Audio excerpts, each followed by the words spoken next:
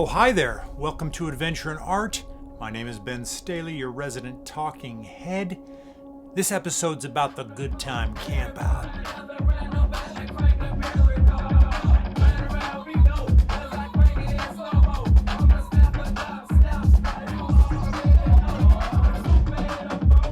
What is the Good Time Campout? Well, it's a music and arts camping out festival up in Northern Oregon run by my sister-in-law.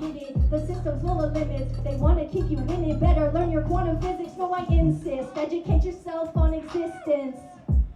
Can y'all hear me out there?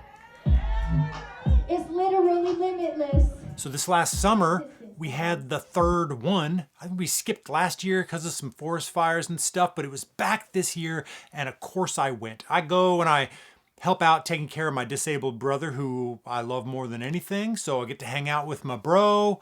I do some camping, take some marketing photos for Angela and the festival, and just try and help out as much as I can. Beautiful! Looking great, looking great. Questions, feelings, outbursts? I've shot 3 festivals this year, and every time I've used slightly different kit, I'm trying to learn, I'm trying to figure out what system I like best. This isn't something I do all the time, so I have some things to learn. As experienced as I am, I have some things to learn. What's my style? How do I like to operate? I've been doing photo and video at the same time, different bodies. It's tricky. What's the most efficient, most creative? What are the best practices? So here's what I did at the Good Time Campout. I used a kit that I didn't use anywhere else. Brought the Wattencraft Pilot, which is kind of my favorite shoulder bag. This is good for just throwing a bunch of stuff in, hang it over the shoulder. I got pockets in the front for batteries and cards, and inside I can just fit a whole bunch of stuff. Main video camera was the GH7. Of course, I love this camera. I shot all the video with this, well, I shot 99% of the video with this single prime lens, 25 1.4. That's a full frame equivalent of a 50 millimeter. Why did I do that? Well, I love this lens. It's beautiful. It's an amazing Leica certified lens. Super short, close focusing, almost macro capability. So I could get right in on the DJ dials and that kind of thing.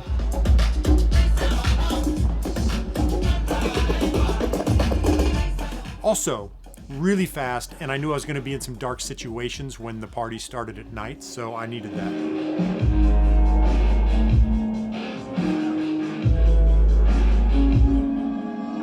I like just shooting video with a prime lens. I actually prefer it.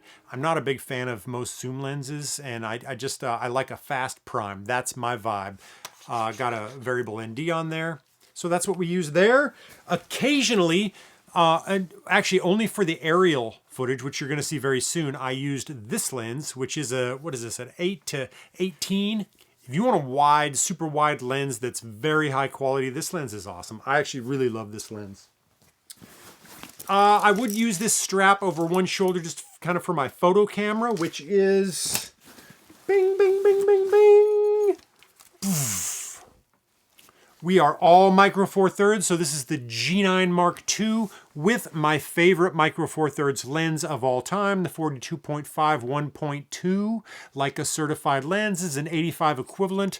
I'm a portrait guy, so I just mostly, I think the whole time, rocked this lens just so I could get good portraits. And if I want to get a wider scene, I just back up.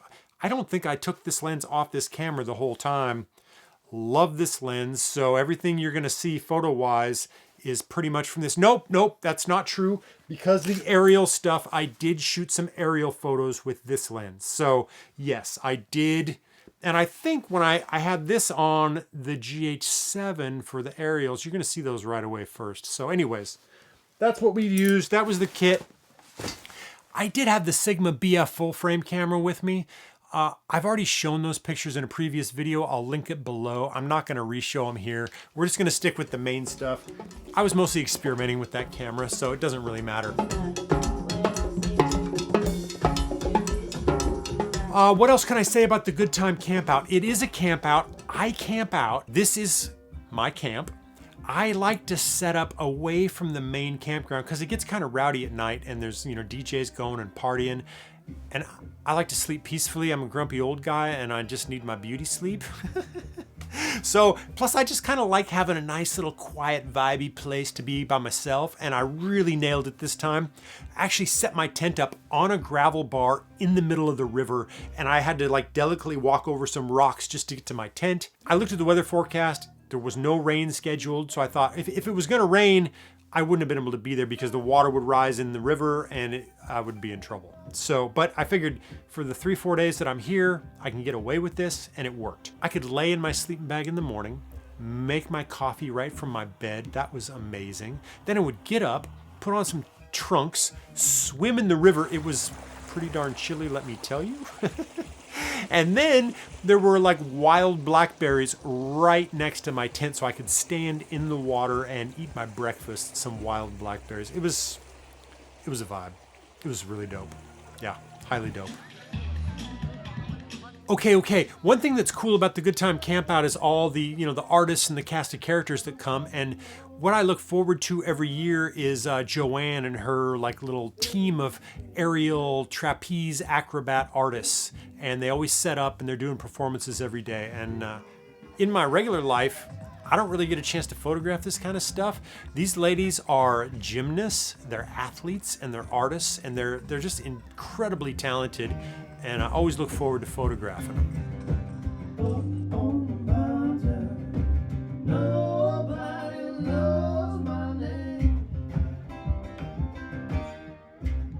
There's usually several little kids and they're amazingly talented as well. I just love photographing this stuff and I think I'm getting better at it every year. I'm learning how to do it. It's definitely a skill set. It's definitely something I would like to focus on more. I would love to be doing this or do it in a facility where I could actually control the lighting, maybe use some strobes and do some real dramatic stuff. There's so much possibility with this kind of photography.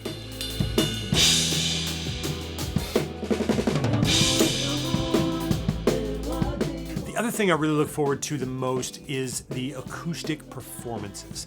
Look, it's a small stage, but there's usually a handful of a half a dozen, 6 or 8 or 10 different artists performing throughout the weekend. And this is a family festival.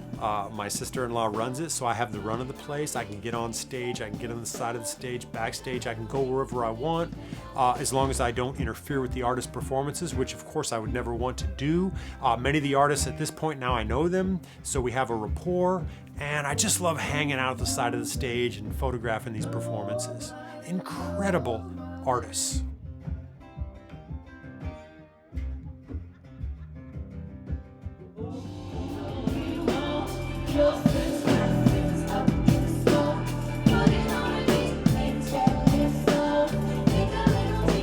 This is a group called Acoustic Minds. It's just amazing. I was super captivated by their bass player. This dude just rocked. He's got a cool tattoo on his back.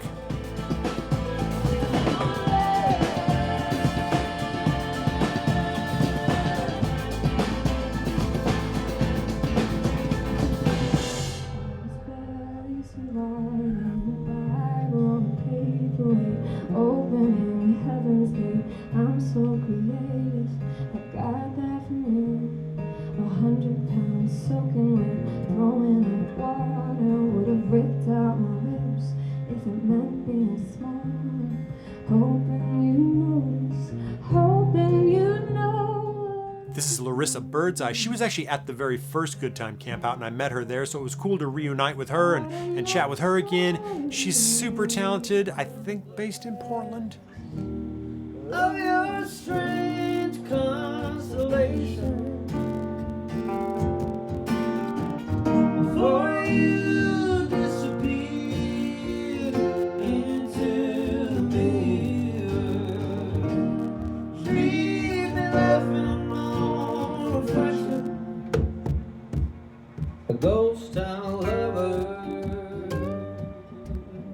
This is Worth and Strain, an acoustic duo out of Portland. These dudes are epic. Epic guitar playing. Epic vocals. I told these guys I could see them playing something like the Telluride Bluegrass Festival. They fit right in with some of the artists that were on that stage early in the day. And I hope they get an opportunity like that because these guys are really talented.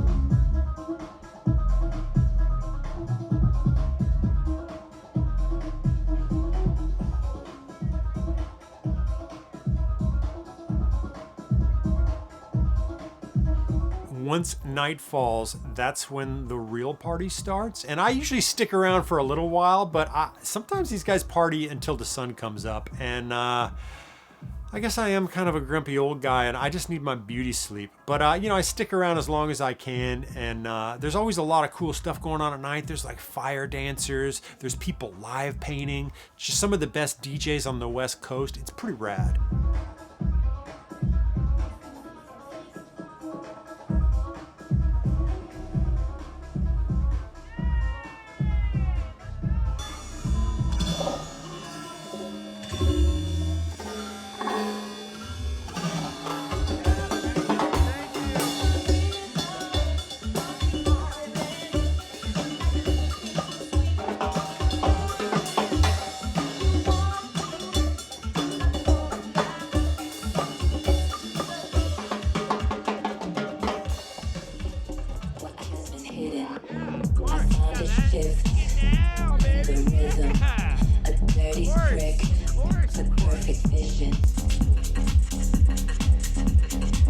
At this most recent camp out, I think my favorite set of images that I got the whole weekend is this henna session by this artist Leica.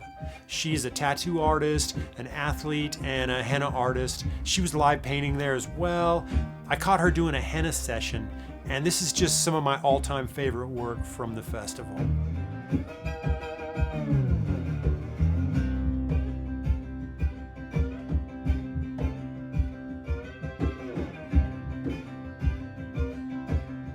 I could see doing like a whole zine with just these images. I would love to do that actually.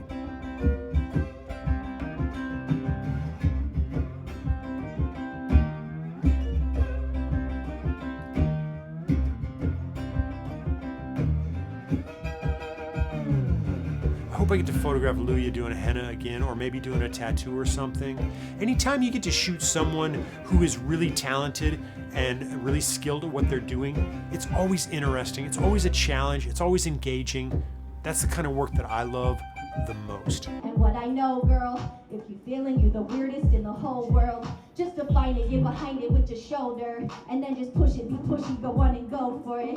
Yeah, hey, say what I know, girl, if you're feeling you're the weirdest in the whole world, just define it, get behind it with your shoulder, and then just push it, be pushy, don't worry about how you should be, I'll get bossy.